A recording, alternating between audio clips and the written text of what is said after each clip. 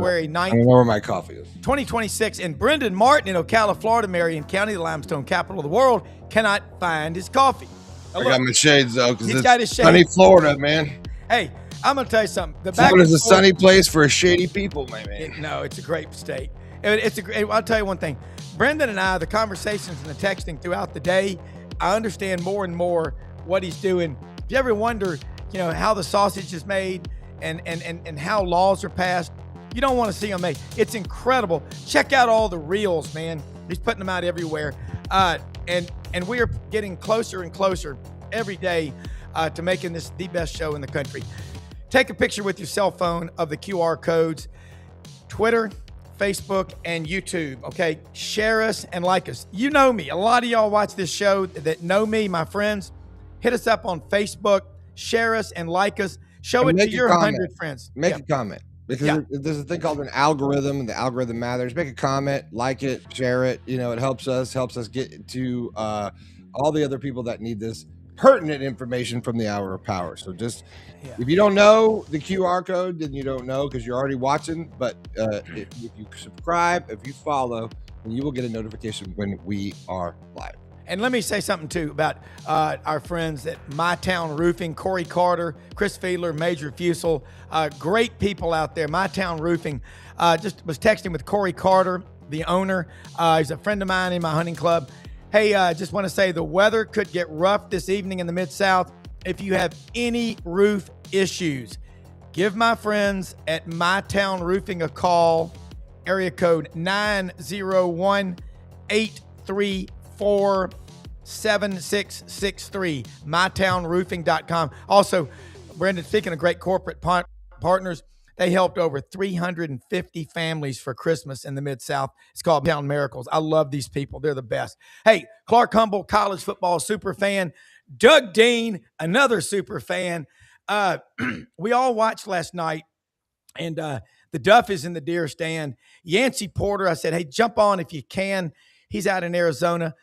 I'll just say my opening comment. I'm so damn proud of the Rebel Nation.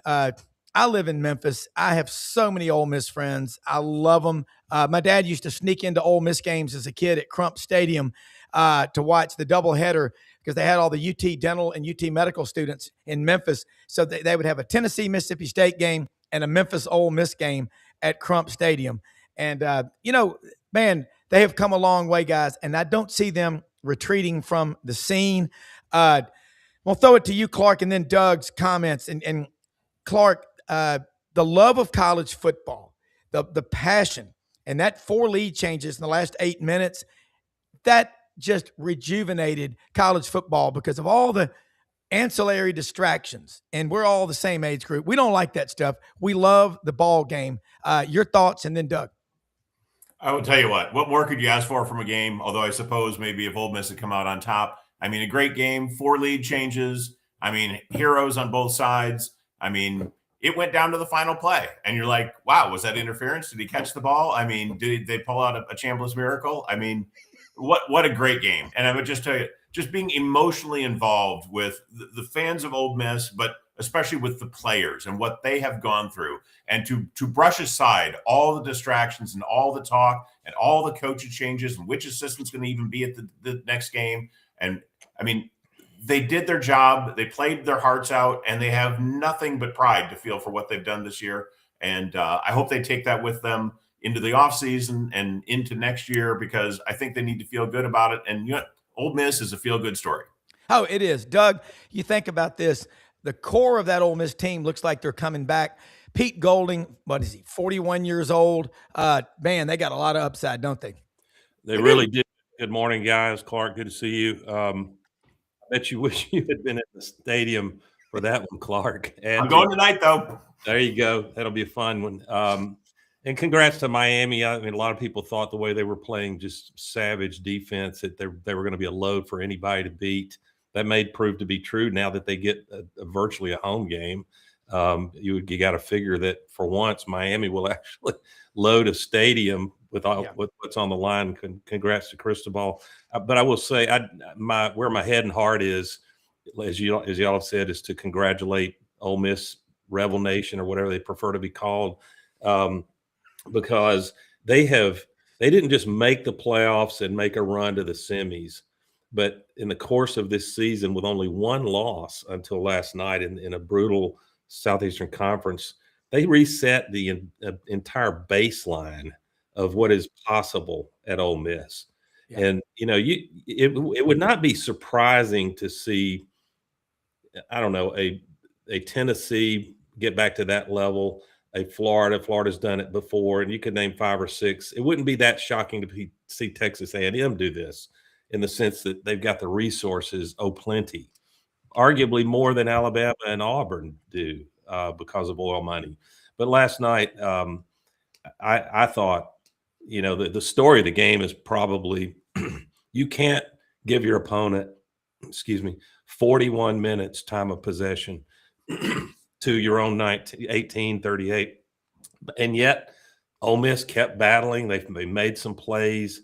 And I think what you saw was the chess match of both teams saying, if we can just get to that last 8 or 10 minutes of the game, Ole Miss is saying we can tire out that savage defense. And you saw a little of that. They were able to finally get past pro and throw the ball. But what really what told the tale was you could tell Ole Miss was fatigued in the last 8 minutes. That final 3 minutes when Miami needed pass protection or they needed to just line up and smash mouth and run the ball, they could do it. Get this, guys. You think it was an even game? Both quarterbacks, 23 completions. Both quarterbacks. The passing yardage, which is a fooler because with all the time of possession, you would have thought Miami would double them up. But Miami, 268 yards through the air, Ole Miss 277. But Miami rushing the ball 191 to 121. That's not a really vast margin. So it's a real fooler. Ole Miss made the most of the seconds they had with the ball. And I will only say I have nothing about the final play of the game as, if anything, it has amplified my strong opinion, angry opinion, frankly, that Sankey needs to come out of the closet about this ridiculous protection of the referees and not being transparent and not fans. We pay the damn bills, TV and going to stadiums. And I realize ESPN pays it, but try to run ESPN and these non-CFP bowls without eyeballs on the TVs. Advertisers will find something else to do. But I think the fact that, and it happened with the Bucs here in Auburn the other night. It's not that we're certain what the play should have been called, but we're certain we would be entitled to video evidence and explanations from referees, because that final play looked to me like it was Miami's Ethan O'Connor grabbed and drugged to the ground all the way out the back of the end zone. Ole Miss's Dejon Stribling, and the on-air referee. Thank you, great producer Brendan. The on-air referee, who's Bill Lemonier, if I'm pronouncing that right, completely comes up with a new rule that's not in the rule book. That they were in mutual combat. Don't you love it when there's no such thing as mutual and some plays are handsy, but if that's not PI, when you drag a guy to the ground, and of course none of us know that given one more play, what would it be, Rob, from the 15-yard line? Or 20? That's a normal offensive play. Miami would have had to make difficult decisions. Do you bring pressure? But they could run their entire offense. It wasn't a Hail Mary if you give them one more play at that point. So I'm just disgusted that fans get cheated out of seeing, letting it be one on the field as opposed to no call. They were calling PI all game heavily, and all of a sudden, just because it's the last play, well, we can't call PI. Yeah, and a couple of observations. The 191 yards rushing, that's why I took Miami -3.5 to win. I wanted to be wrong. I wanted Ole Miss, the SEC, to win. But Miami does a couple of things. They can run the ball down your throat when they need to. 191 yards is proof of that. Number two, their front seven is elite. Even the Ole Miss announcers, David Kellum on the Ole Miss Football Network, were saying it looked like Miami had 15 defensive players out there. Great pickup by John West telling me that. And they're right. Another thing, as bad as Ole Miss, mutual combat, make it up, go along to get along. Reminds me a lot. I think now Miami in the Ohio State game in 2002. The 5 minutes later, pass interference call that allowed Ohio State to win the national championship. And Clark, a friend of mine, good friend of mine, was on the field at the game, Ole Miss fan, with a bunch of his fans. Before the game, saw Greg Sankey and said, Commissioner, what are you doing about Trinidad Chambliss extra year or whatever like that? And he just looked at him and, kind of like, what? And then he said, aren't you supposed to be the commissioner to advocate for the SEC? And Sankey just walked off. I'm with Doug. Damn it, there's got to be transparency. I can tell you in the securities business, there's PIC, there's Bloomberg, there's transparency. Every trade you do, up or down, what's it in that range? I'm sick of this, and the ACC is the great conference for doing it. Full transparency. If you got nothing to hide, Clark, you're in the securities business, and Doug knows this. Show it to us, Clark. And by the way, Nick Saban signed his ball. And Rob, to your point, we'll hear it then. Clark can jump in. It's not as if there's this risk and we don't know how it will work if we suddenly in real time in games let fans hear the command center and the referees and what they're seeing. What we've seen, Sankey, if you're listening, someone tell him, we've seen that it works brilliantly in the ACC. It's reducing the conspiracy theories, and I love a good conspiracy theory in college football. And there's a lot of money and a lot of blue blood bias. People believe in certain games, and I don't think the powers that be preferred Ole Miss, or I should say preferred Miami in this championship game over Ole Miss. I think they tried to call a straight game, but I think they blew that final call. And of course, Ole Miss will have to swallow it. That there's probably about 60 other plays you have a chance to win the game if you go execute as Clark, well. I agree. Clark, you watching that, you've been to a lot of stadiums around the country. The ACC, you watch that command center, and Doug lives in Vestavia. I spend a lot of time in Birmingham. We always think, what's going on in that back room in the men's grill at the Birmingham Country Club. I'm just saying, I don't have a tinfoil hat on, but I'm trying one. You have to wonder if you saw the Oklahoma and Georgia games. You have to ask the question. Clark, make some sense out of this for us. Add to what Doug said. At the end of the day, we want him to get the call right, but we don't want 15 5-minute delays during the game where we're all sitting in the stands twiddling our thumbs. Yeah. But, goodness, on the last play of the game, did we all deserve to see one more play from the 16-yard line to see if they could score or not? Yeah, I think we did. Yeah. And you know what my favorite is? I'm like Matt. I'm sorry, Judge. I'm just a country lawyer. Can I ask a few questions? Or Columbo, when by rule, the on-field call or on-court call in Auburn the other night, which was a very tight one. It looked like there was 0.1 seconds left when the ball freed from Murphy's hands for a buzzer beater, but they called what they called. But I love it when to overturn the on-field or on-court call, they have to have indisputable evidence. But they can spend 15 minutes staring at blurry video clips or still shots, and somehow that's not. That becomes indisputable the way they interpret the videos. Yeah. Clark, we love these games. You're going to be there tonight, Indiana and Oregon. Dave Bartu, our good friend, College Football Matrix, he and I were texting last night as he was watching the game. 8 minutes, 48 seconds to go in the ball game. He goes, Brown, calls me Brownie because I got the E on the end of my name. I'm Irish. He goes, Brownie, next team to score wins. Well, he was, it was back and forth. What an ending. Clark, you're going to be in Atlanta tonight. The biggest college football media market in America, 22 counties, 6.5, 7 million people in that area. What are you looking for out of Oregon and Indiana? Because that's another compelling story. I will tell you what, Indiana is an amazing feel-good story. They have struggled. They were the worst, now second worst team in terms of number of losses in college football history. What Cignetti has done in 2 years is truly unbelievable. I've actually had the pleasure of attending home games each of the last 2 years for them. Just watching the fan base, who is truly a basketball school, watching them transform in that 2-year period of time. And I have watched the migration and the evolution of that has been remarkable. And listen, they haven't been able to cheer for something like this. The last time they won a bowl game was 91. The last time they won the Big Ten championship outright was in the 60s. I mean, how could you not root for them? I mean, that being said, Oregon has been close but never won this either. So one of those two teams is going to be in the championship and have a chance to win their first national championship ever. Yeah. Well, Clark, Oregon, my good friend Matt Dean, who's on the show with us every Thursday, his son Tyler's on that staff at Oregon in his 4th year, and he turned down an opportunity to go with Tosh Lapoy and live in the Bay Area. It ain't cheap living in the Bay Area. You got a son that lives out there. I mean, take the bark. Doug, your perspective. Doug, you're a great writer. And by the way, stop it. Well, stop let me it. mention. You're my agent. People know, you're my agent. But you are. But let me say something. Yesterday, I'm talking to Clark. I should have had you on this phone call. Are you serious, Clark? I'm dead serious. Clark.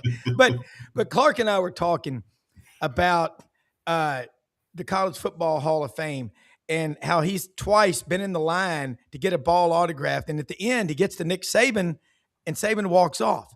And so what's the title now, Clark? Coach Saban. One of my chapters of my future book is, Nick, please sign my ball. I mean, Doug, can you help us with this?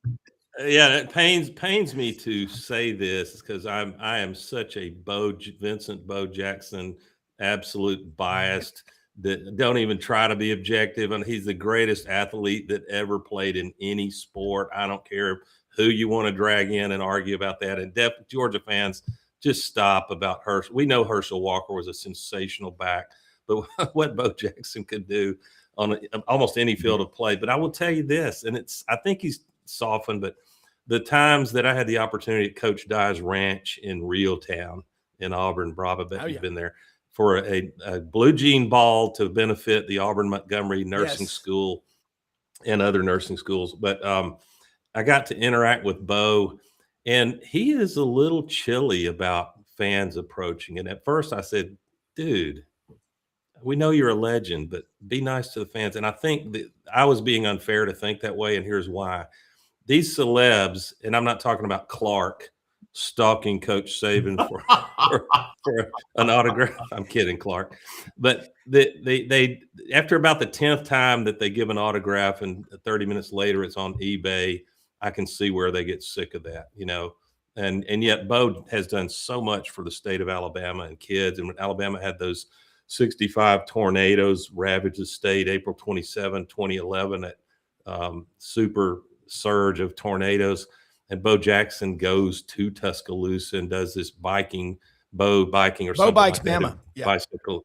Yeah, Bo Bikes the state of Alabama, benefiting Tuscaloosa and all that they were recovering from. So I'm not mad at Bo. I think he's probably had way more examples of kindness and accessibility to fans than the one or two moments I may have seen and said, dude, I get you're a celebrity, but be nice to the fans, especially the youngest. I mean, how many times does this happen, Clark? I mean, if you've ever, I did something for something our family's involved with one time, a bunch of prints were made, and they said, could your family sign autographs? And I'm like, what? And 2.5 hours of doing that. I mean, and it was something we did. And my father, my mother, and my middle son and I did it. And it meant so much to the people coming up.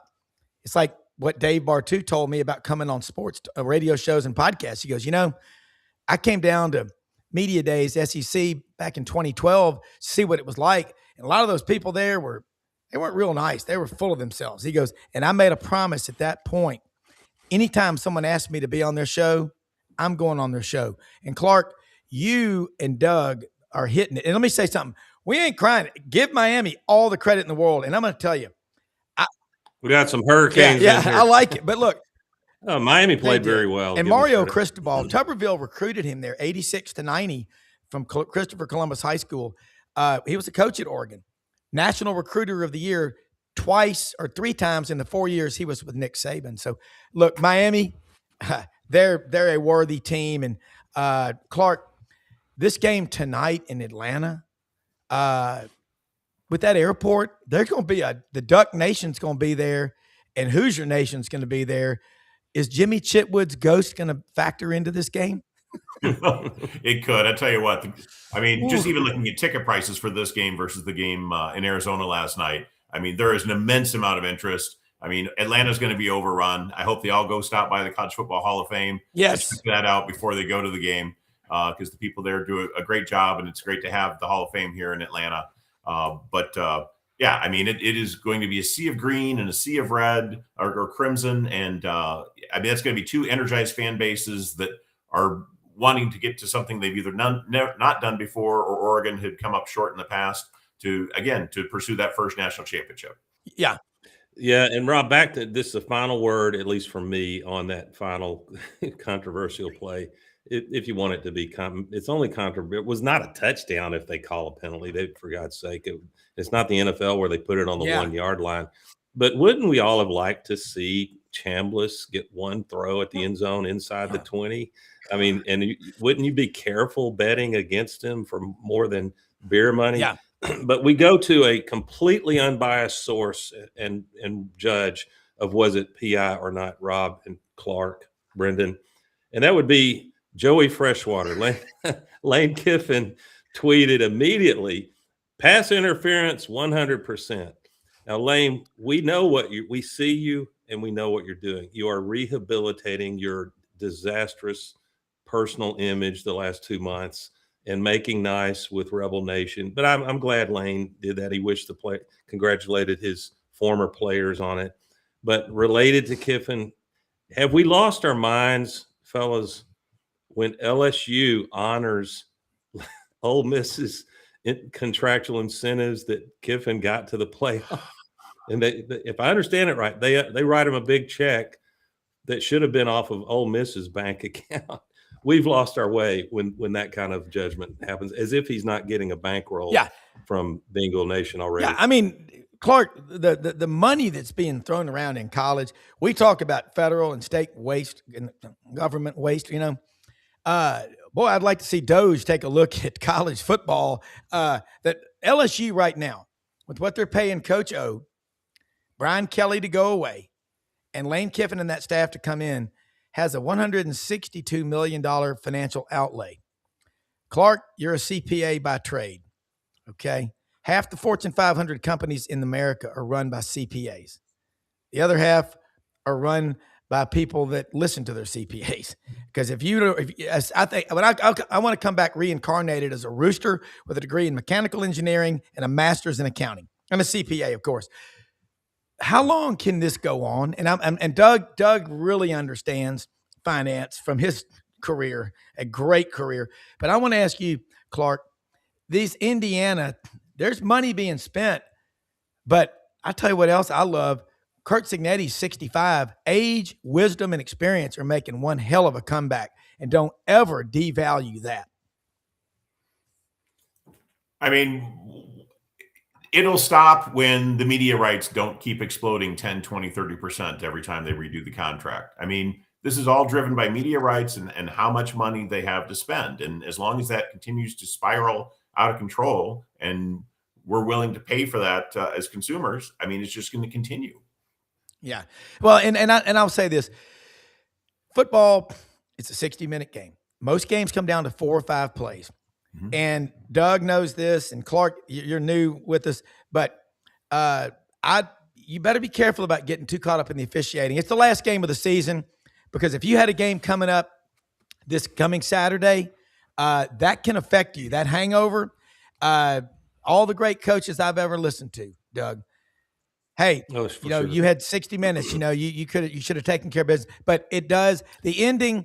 But I'm going to tell you something. If I'm an Ole Miss fan, I'm so damn excited about the future, because it looks like the core of these, and that just proof of concept. Yeah. And like you said, the possibility, you know where Indiana's talent ranks on Dave Bartu's college football matrix scale? Indiana's 33rd in the country. Wow. Arkansas is 34th in the country. Watch what Ryan Silverfield does. I mean, he was at Memphis for 10 years. He had 71 new players come in last year from high school and the portal. That's more than Kiffin brought in, but it's going to be fun to watch these coaches that have moved up from the American Conference, Doug, to the SEC. For sure, man, so many narratives we could dive into, and we need a 2-hour show. But one, I want to, now that the non-CFP bowl games are a wrap, And this surprised me. You know, some of us, I was probably guilty this one week or the other. I'm done with college football. It's just all about money anymore. Well, ESPN reports, you probably saw it, guys, that of their 33 non-college football playoff bowls, they had an average viewership of 3.1 million. And that's up 13% year over year. The highest non-CFP bowl average, it was the highest non-CFP bowl average since the 2015-16 season, which is amazing. And I love the names, the Cheez-It Bowl and the Pop-Tart Bowl, which pitted Michigan and Texas. That was a fun game. The coming out of Arch Manning, and he's one to watch for the Heisman next year. And the Pop-Tart Bowl at Georgia Tech and BYU had respectively 9.1 million and 8.7 million viewers. Those were the two most watched non-CFP bowls. Now, I should footnote, if you looked at most of the games, non-CFP bowls, in the stands, Rob, you saw only family members of the team and no one else. I mean, they were like 2/3 empty at times, but that's not altogether new. Well, I mean, I went to the Liberty Bowl, guys, last Friday, my 39th Liberty Bowl in Memphis, pouring down rain.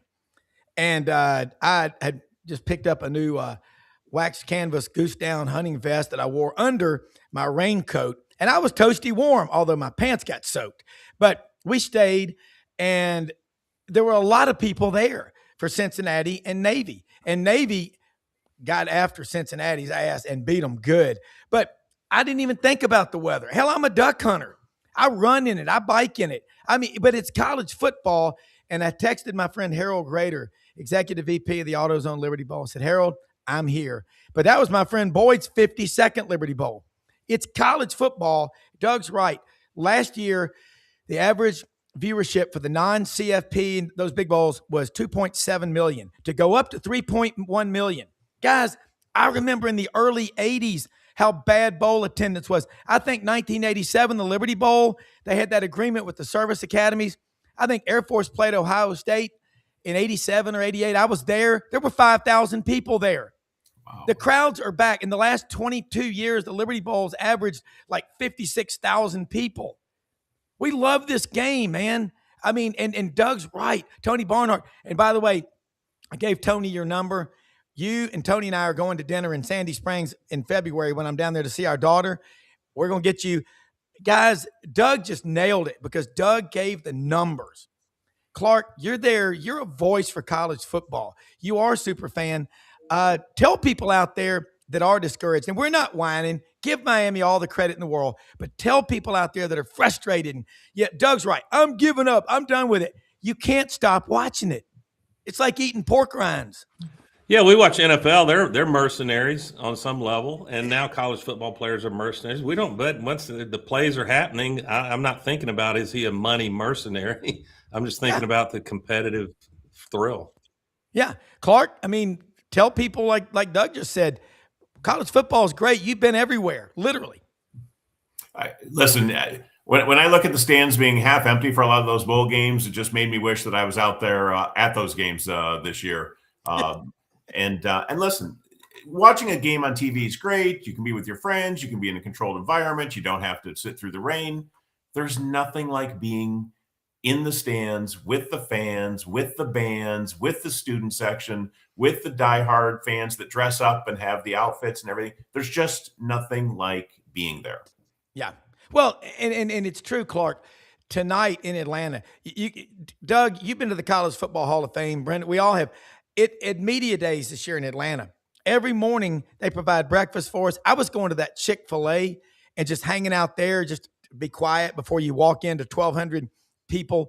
But there are people that come for every school to be in the lobby just to high five a coach, to get a picture or something. And I'm going to tell you something. Eli Drinkowitz is the most fan-friendly coach that you'll see at Media Days. And so was Mark Stoops. Give him credit. And our daughter, Mallory's roommate, Jessica at Alabama, her twin boys, Fitz is a Florida fan and he's covered in his Gator stuff. And Alex is an Alabama fan. They're getting pictures and autographs and high-fiving and meeting every coach that walks in there. but no two coaches were better than Mark Stoops and Eli Drinkwitz. And Eli will talk to everybody, and he wears a blue and white seersucker suit. I mean, can you not like about that? I will tell you personally, Mark Stoops is a great guy. He and I were standing in line together years back to have our picture taken with the Purdue superfan, the young man that was dying of cancer and had won the Community Service Award. And wow. we had also both gone to the University of Iowa for undergrad roughly the same time. Of course, I didn't know him there, but we had a wonderful conversation. He was just a regular guy. And then I handed him my phone to take my picture with the Purdue superfan, and I started hearing people whispering, I mean, don't you know that's an SEC head coach? And I'm like, yes, I've been talking to him for the last 10 minutes. And by the way, at the end of the day, he puts his pants on the same way I do, and he's just a person that wants to have his picture taken. So he's going to hand me his phone, and I'm going to take his picture too. So I personally can say Mark Stoops, great guy, and really enjoyed him. Yeah, Doug, that's great. I love hearing that. I'm going to introduce a fun and not controversial, but very profound question that I don't know that we've completely answered it quite yet, merely with what Cignetti has done with the model of how to build a championship team at Indiana. Ole Miss could claim a similar approach, but here's what, let me preface it with a couple of quotes before I comment, and then y'all can jump in. Rob, you've heard in business, nothing fails like success. So these companies build up to mammoth capital and success, and that very fatness of success makes them like a big ship to try to turn when the paradigm shifts. And that's the second quote. When the paradigm shifts, and God knows it has in college football on many levels, then everyone goes back to zero. So what I was thinking about, what have we heard for 20 years, maybe longer, from the Georgias, Alabamas, annually they are the top 2 or 3 ranked high school recruiting rankings, and their fans throw big parties for it. And let me tip my hat. They went out and recruited hard and sold their program and got those players in.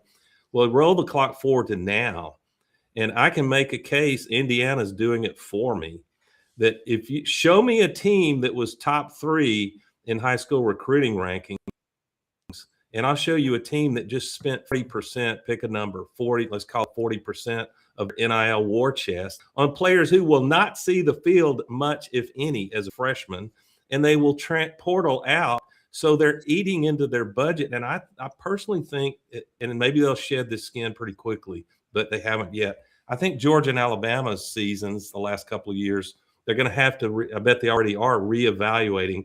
Is it really helping us to spend big 6 figures, occasionally 7 figures on an incoming high school senior and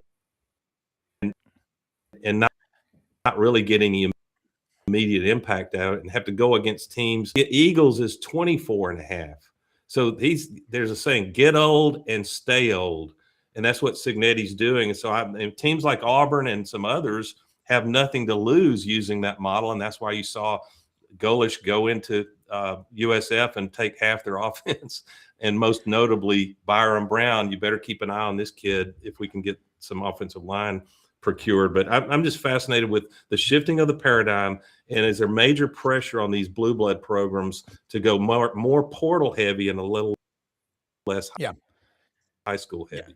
Yeah, Doug, check your connection. You might want to reboot, come back in, but you're breaking up every other word because it's great what you just said.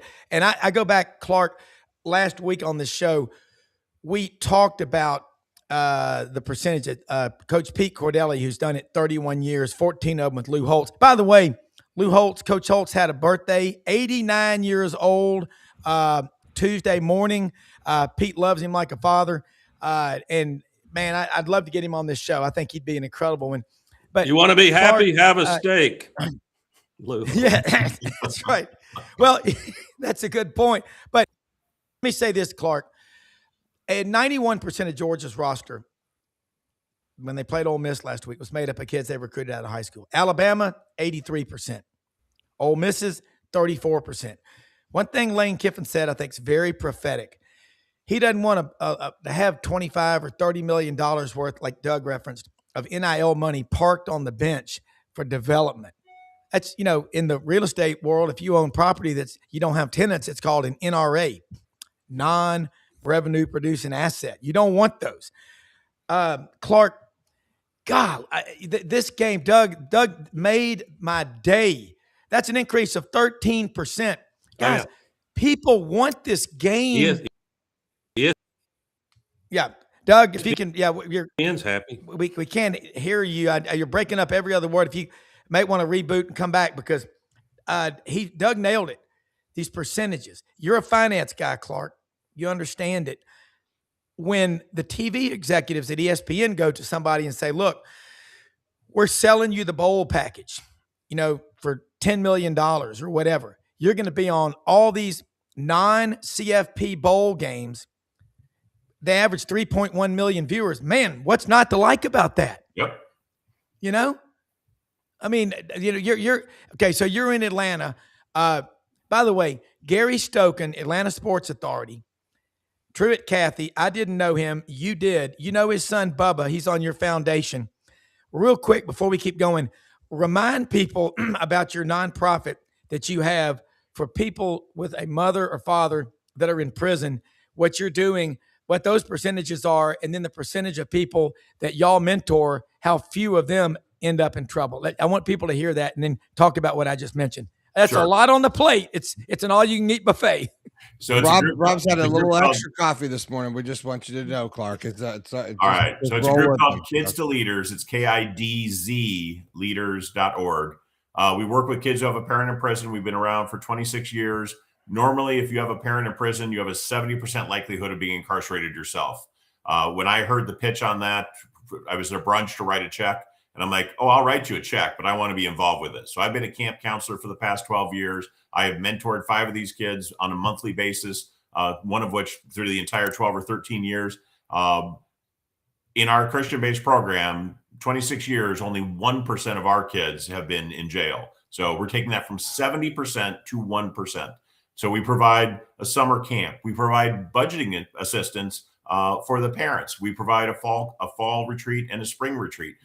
We mentor these kids outside of this. We provide college guidance and help with that, or to pursue other things outside of the college track for them to go on. My very first mentee ended up joining the Navy, tested well, is a nuclear engineer aboard the USS Ronald Reagan, and I could not be more proud of him than that. I mean, wow.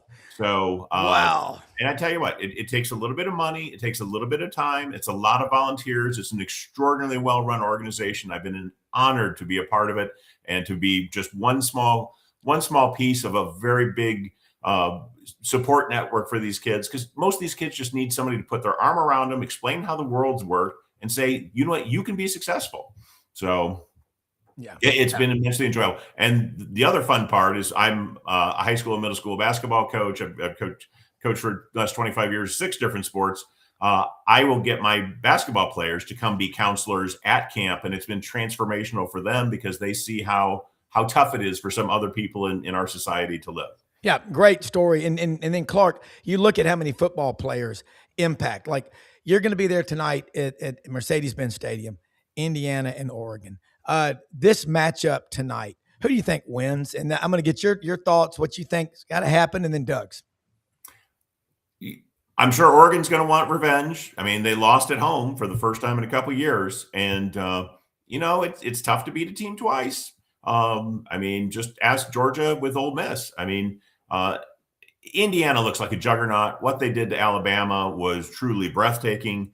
And Oregon has been successful for many, many years. And so for them to win and move on would not be a surprise. But I mean, again, who's Cinderella? I mean, who do you want to see, at the ball? I mean, you want Indiana to be in that championship game. You want the 33rd ranked talent group to make it to the championship game. You want to see the underdog in terms of just history. You want to see them make it to the game. I mean, I love Oregon. I love getting my picture with Puddles, the mascot. I mean, you have to root for Indiana in this situation because they're the underdog, and they have waited patiently for decades to have this day, and you want them to be successful and have that day. Doug? Well, he may be worth billions, but Phil Knight says, "Hey, we're hungry to win a championship too." Oh, and they are. They've got, but it's hard to be sympathetic. I'm with you, and if you, I don't know, my love of the underdog and the rising star that has been the punchline for so many decades. I have a soft feeling for Indiana, like most people. But my bias, I said going into these semifinals, as best I could analyze and observe the strengths and liabilities of all four teams. And it sounds like a cop out, but I really felt this way. I felt like any of these four had what they needed if they play a clean game to win the whole shooting match. And so I have to stick to that. I think Oregon or Indiana, I'm not going to be that shocked if either team wins. I think it's going to be a close game. I would lean toward Indiana mainly because, man, they just seem like they are executing at a nearly NFL perfect level. Yeah. They're not making mistakes. And I've seen Oregon win, but Oregon has been giving up some major points too. Yeah. And I think Indiana's got the kind of weapons and talent, and especially execution on defense, that you're not going to be able to beat Indiana with trickery or with blowing up the top off the defense. I think so. I lean a little Indiana, but my bias is simply that I want the story to be, back to my point earlier about paradigms, I want the story to be that a school can go into the portal and be ranked. Indiana was ranked 50th and 60th year 2024 and 25 in recruiting rankings. You can't tell now, can you? Because they went in the portal. They were guys that are older, have a chip on their shoulder, and Cignetti coached the hell out of these kids. So I want Indiana to win for that reason. But Dan Lanning is a hell of a coach, and I think it's going to be another great game we get to watch tonight. Yeah, a couple of things, Clark, and we'll let you go. Just one more thing I want to say. Talent-wise, as we talked, 6 5-stars on that Indiana roster. 6 5-stars on the Oregon roster. 0 on Indiana. 52 4-stars on the Oregon roster. 7 on the Indiana roster. Wow. 27 3-stars on the Oregon roster, and 55 3-stars on the Indiana roster. It's about player development. But Clark, look, love having you. We'll do this again soon. And I'm looking forward to getting with you and Tony when we're in Atlanta next month. Tell people how they can follow you on social media. And as always, love your passion. Looking forward to the book.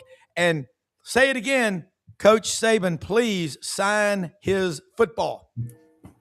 Listen, I think Nick Saban is a great human being and an amazing coach, and I love listening to his narratives. Listen, the ball's not going on eBay. It is going to be near and dear to my heart. It is going to be near and dear to my heart and be in my possession for the rest of my life. Anyway, Facebook, I'm the College Football Superfan. The College Football Hall of Fame actually recommended that I brand myself, so I actually am officially branded as the College Football Superfan. So, I'm a big 6'6" guy walking around down at the game tonight. Say hi, get your picture taken with me. Let's talk college football a little bit and talk to me about why your school should win tonight. Hey, Clark, I just want to say, I know I speak for everybody, the viewing, and Rob and Brendan and Duffy. Shame on Duffy's buck hunting. These bucks are on lockdown anyway. They've already got their girlfriend, Duffy. But Clark, you brought a beautiful and fun and insightful perspective to, the looking through the lens of a fan at any and every single stadium. So I hope as the year progresses, we can get you back on the show. Yeah. I think it'll be a lot of fun. And with the stats and perspective and the people that you guys know, it's the interplay between those things and my firsthand experience is really, it's a lot of fun. And I think hopefully it's good for the fans too. Absolutely, man. Thank you more than you know for sharing your time. See you next month for dinner. All right, guys. All right. Love it. I'll tell you what, man, Doug, your numbers that you gave, that's what Bartu always says. I don't have to watch the game. I can just tell you by the numbers. And looking forward to getting Brad Bellamy on here from Landers Ford in just a moment. Doug, golly, college football. This season, up to this point, we still got Indiana, Oregon tonight. Then we got the championship game a week from Monday. Give it a grade. A, B, C, D, F. Where is it? All right, hold on. Do you mean the playoff at Just the large? whole, What are you the whole, talking about? the whole season. The whole I season. think there's 2 seasons there, don't you think, Doug? Yeah. I'm still troubled, and I probably lean a little cynical when you start getting older and crustier, Rob. And I retire at the end of this month, but it's really going to be repurposing. Maybe you'll be able to give me a little more airtime on here, and I'll bring you a sponsor or 3. But I think the product itself, A-. I mean, I could make it A+. We've seen some sensational play and some innovative, creative play. My favorite, even though it was dirty and outlaw football, was Oklahoma's in the Oklahoma-Auburn game, bringing a receiver off the field and letting him stand exactly at the sidelines and run a play. It's illegal, but so the product is fine, but we have not remotely gotten near creating a level playing field. When you can now, they're trying to with these valuations of NIL, but when you can portal out of a program anytime you want in these windows, and a coach has invest all this development in NIL money in a player, and they're gone. Look at Cam Coleman. It's not enough to come to stay at Auburn and play for a quarterback that threw for 3,000, ran for 1,000 last year. You've got to put yourself on the open market and see if you're worth $4 million. So I'm disgusted by the nature of the NIL. I challenge the powers that be to show us that there's actual enforcement of a salary cap, i.e. the valuations. If it's 30, I'd like to just give every school that's willing to spend at 30 million and see who can assemble the most capable team. And Indiana's done that this year. Yeah, and Indiana, the coaches on that staff, they've been together a while. James Madison, now at Indiana. Bartu's right. The last 4 years, what we've seen out of Kurt Cignetti is unlike anything we've ever seen. Now, it doesn't have a national championship yet, but I think Indiana wins the whole thing. I really do. And I know that game's in Miami. I do too. I don't think Indiana – I think Indiana, the more you disrespect them, the more you challenge them, the harder they punch back. I talked to a huge Hoosier yesterday, and he said, we love it because whatever we do, we beat Ohio State, we win at Oregon, there's excuses. Well, they wouldn't have won if this hadn't happened or that hadn't happened. Nonsense, rubbish. And am I right? Because I should have known this, and I heard it, and I said, you're kidding me. But Mendoza, their QB, he wasn't a $3 million get. It was big 6 figures. I think I'm right, Rob. And all he did was go out there and look sensational the way it played out. Yeah, and he's from don't you guys Miami. Well, sorry, Rob. Don't you guys think that at some point here? Well, I know this is what I was just looking at some stats, and I was like, well, God, there's no Alabama, no Clemson. There's just we got none of the major players that we've seen. I think for the first time ever, I was trying to find the stat. I think there's like 3 or 4 teams in my mind. If you guys want to help, it's like Bama's not in. You got Clemson's not in. You've got we've got Texas wasn't in. Yeah, no, but this is the first. I was trying to find a stat. I'll pull it up. I don't want to slow the show down, but nonetheless, we have. Someone said yesterday, well, what about Ole Miss and Miami? Don't you think Ole Miss is going to come in? I said, look, this is where it's like nice to be the Hurricanes, and you used to have that swagger, right? It matters that you know what to do when you do. I always use the old reference of like, Tiger Woods and these guys playing the Ryder Cup.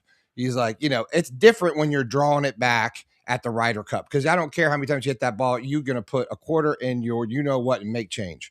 And it is so difficult to do that. So now we're at this next level.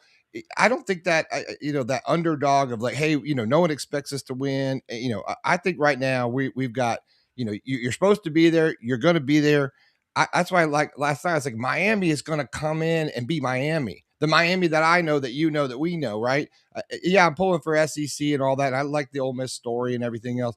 But, man, didn't you guys feel like Miami was – I just feel like they're so tough to beat. Maybe I saw them play this year from the sideline. But they're just damn good. All I could think to myself was, how in the hell did Miami lose to Louisville? and that's college football. I Any think it was a Saturday, yeah. Thursday night game. They can be weird, but yeah, boy, Miami has found their mojo, and they there's a saying, teams take on the persona of their head coach. And when you look at Cristobal, his big drink of water, and I guess he played O-line, didn't he, Rob? Oh yeah, offensive lineman. So, and he did great things for Saban coaching O-line. So when they have to and they're not so sure about pass protection, they just line up and smash mouth you off the line of scrimmage, and it sucks those defenders in and sets up a wide open path for Carson Beck to just waltz into the end zone. So yeah, it's hard to. I would hate to pick against Miami, but you got to pick somebody. We can't come on air and say, I don't know, we'll have to see. You got to pick a team. And I think Indiana's going to win it all, but they're going to have their challenges tonight and certainly against Miami. Yeah, and reference what Brendan said. Malachi Tony, he reclassified. He should be a senior, like Ryan Williams. You hope he has a better sophomore year because Ryan is he 17? Oh, here we go. It's still Bama, Ohio State, Georgia, and Clemson for the first time ever. Not ever, but that's for the first time we don't have one of those four teams. It would be foolhardy to say, and I don't want to make my Georgia and Bama friends mad, but this year feels like you have to ask the question, are we seeing the death of the notion of the advantage of a so-called blue blood? Yes. Indiana would say, yeah, we don't care. Texas Tech. Oregon's not a blue blood, in my opinion. If you want to just make it about who's got net worth, then yeah, they are. But man, to me, it's refreshing. Unless you're one of those perennial championship winners, Alabama, Georgia, Ohio State, refreshing that we really don't know who's going to make a deep run any given year, and that's only going to amplify, I believe, going forward. Well, look at the popularity of college basketball. That 1979. If This Is It, Make No Kenny Loggins song, Dick Enberg, Magic Johnson, Larry Bird. Nothing made March Madness more than Indiana State, the Sycamores, playing Michigan State. Judd Heathcote, who looked like Mel from Mel's Diner, man. That was so compelling.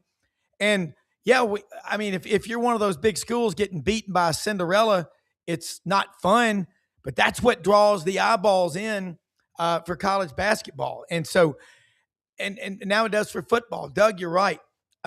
Everybody out there watching these games, they're invested in some way. They have a kid there. They went there or whatever. But, man, and Brad Bellamy, he'll be back with us next week. I think he's got a sale going on right now at LandersFordMemphis.com. We'll talk about them here in a minute. But, Doug, Brendan's right. He's seen football all around the country. Clark's been everywhere. I've been a lot of places. But what we're finding out more and more is the crazier things get, the more we just appreciate the games and this mentality of some of these people that come on TV and scream and holler, if their team doesn't win at all, it's a waste. Go tell that to the players that are sacrificing and the boosters and the fans. What's going to turn college football upside down on its ass is when the fans walk out of a game in mass boycott because they've had enough. We ain't there yet, but the fans, nothing will get a coach fired more quickly. An AD can't do it. A president won't do it than fans leaving early and apathy. That will take you out at the dang shin bones. You look like Cotton Hill from The Simpsons. I know, from King of the Hill. Didn't he have no shins or no kneecaps? Tough life, man. Yeah. Hey, Brendan, yeah. You probably already got it on your calendar, but it's imperative, and you will be treated as royalty. But you need to put that, is it the September 12th or 19th, Florida comes to Jordan-Hare Stadium. We need to host you, brother. Oh, yeah. You know what? And I have, of all the SEC stadiums I've been to, I've spent the least amount of time at Jordan-Hare. I've always, growing up as a Gator, I won't go on, but I always liked traditional stuff. I liked like the fraternity guys in suits, and I liked the traditional stuff. I thought that was, my mom liked that stuff. Yeah. So I was always like, I always said, if I wasn't a Florida fan, I'd be an Auburn fan, because it speaks to the tradition that I knew or whatever. So I would be honored, and I will come up there, and I want to video blog the whole thing, because that is one place I just wanted. When I was there, I didn't have time to even go through it. I was almost like, I don't want to go. I don't want to see it right now. I just, because in the stadium, you got to take it all in. You got to go see everything to really appreciate it. And that place is so storied and special and haunted and crazy. And I want to spend my time in there. Appreciate your kind remarks, and we'll hang out at my lake house and cook some good dead flesh. But I'll tell you, I've already branded this Auburn Florida game. It needs to be called the Regret Bowl. Either Auburn is going to regret not hiring Sumrall, or Florida might ask questions, and not that they'll regret it's game 3 for God's sake, but one of the other of those is going to have a lot of banter about did they get the right coaching hire, or are there still questions? Yeah, and it's just fun. These games, this SEC 9-game schedule. A lot of people are saying it's going to be another loss for everybody. It's dangerous. We're going to get beat up. Well, that 10-game conference schedule, the year of the virus, I don't know what the TV numbers were like, but I'm curious what they were like. But, everybody now, the SEC a conference game is tough.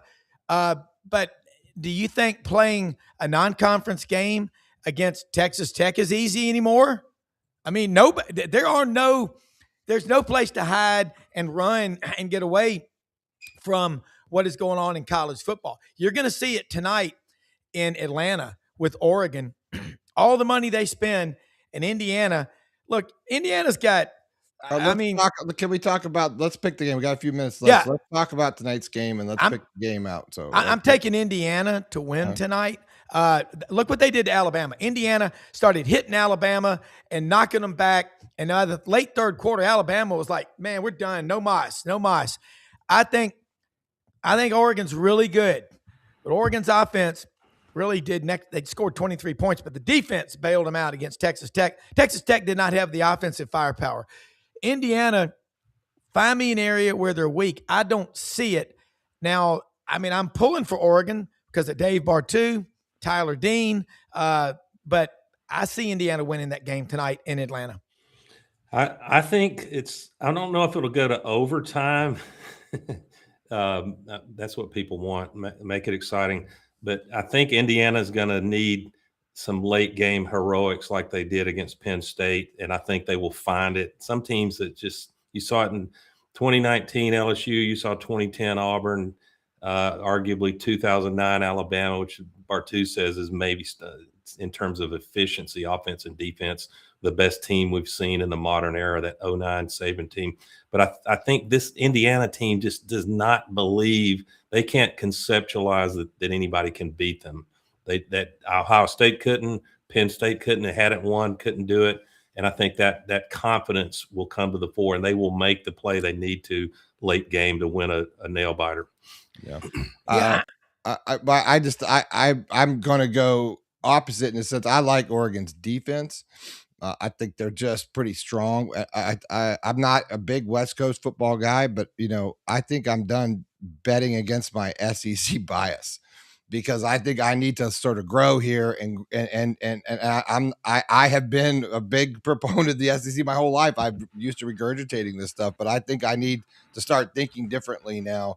And I really feel like Oregon's a great team. They are. I think they got great coaches. I love the defense, and I love what they're doing. I got Oregon. I got Oregon to win tonight, at least by a touchdown. Yeah, and I took Miami. I just took them based on that front seven. Miami's defense, their ability to, and think about the time of possession. Okay, Ole Miss had 121 yards rushing against Miami. What 75 of that on that one run by Kewan Lacey? Other than that, they had 46 yards rushing. The entire Miami's front seven is elite. I think Oregon is close to being like that. But what I like about Indiana is they're good enough everywhere, but they're not so great one place that it overshadows everything else. Look, we got to wrap it up here. Great show today for everybody watching. Check out all of our sponsors. LandersFordMemphis.com. Open Monday through Saturday, every day of the week except Sunday. Ask for Brad Bellamy, the general manager. Proud to have him as a sponsor. Hewlett & Dunn Boot and Clothing Company right down the street on the square. Lights Out Gummies. HempForPros.com. Sleep Gummies, Chill Gummies, Energy Gummies. These things work. Hey, most often we see the face of Christ in the least among us. Have a great weekend, everybody. Thanks for watching. Quack, See you guys. quack, quack, quack, quack. You just can't pull for the Ducks because you want to shoot them. Good night, Damn right. boy. I'm going in the morning. See you guys. See ya.